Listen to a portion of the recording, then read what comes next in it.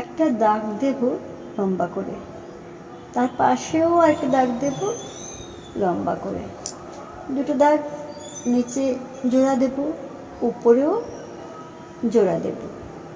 এরপর তির্যকভাবে আর একটি দাগ টানবো ওপরে, নিচেও এমনিভাবে তির্যকভাবে দাগ টানবো, দুটো দাগ জোড়া দিয়ে দেব। ঠিক আছে, জোড়া দিলাম।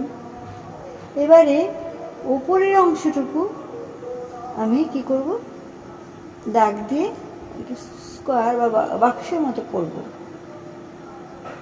করে ফেললাম সেটা সুন্দর করে।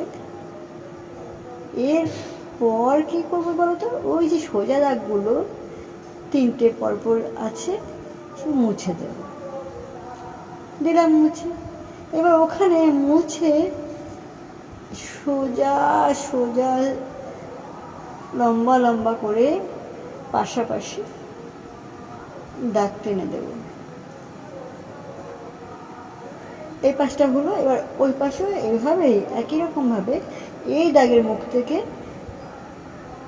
দাগ টেনে টেনে ঠিক একই রকমভাবে যতগুলো দাগ এখানে টানা হয়েছে ততগুলি দাগই আমি ওই পাশে দেব।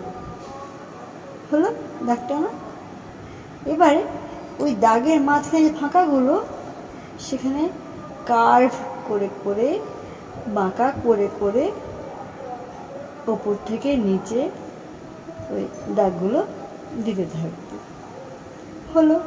এমনিভাবে মাঝখানেও যে লম্বা শিলের মতো দাগটা আছে ওখানেও তাই করব, কার্ভ করে করে ফাঁকা অংশগুলোতে বাঁকা করে আঁকবো। ঠিক এমনিভাবেও একদম পাশে কিনারে মানে কর্নারে যে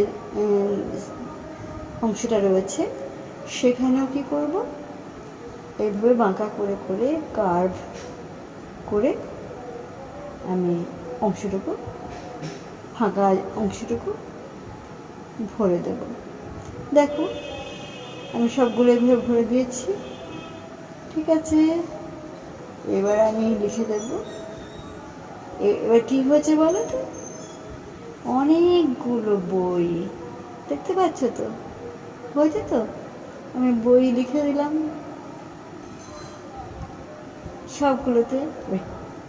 এবার যদি তোমরা মনে করো যে বইয়ের নামগুলো আমি দিয়ে দেবো পাশে পাশে পাশে পাশে ওই পাশে যেখানে বইয়ের নাম লেখা হয়, এবং মোটা বইয়ের যে মাঝখানে যে অংশটা সেখানে যদি বলো সেখানে আমি বইটা লিখেও দিতে পারি। আর যদি না লেখো এমনিতেই বোঝা যাচ্ছে যে এটা একটা অনেকগুলো বই আঁকা হয়েছে। ঠিক আছে, কেমন লাগলো বলো তো। এবার তোমরা করো ঠিক এমনিভাবে যেমন করে আমি দেখালাম তেমনভাবে করো। ঠিক আছে।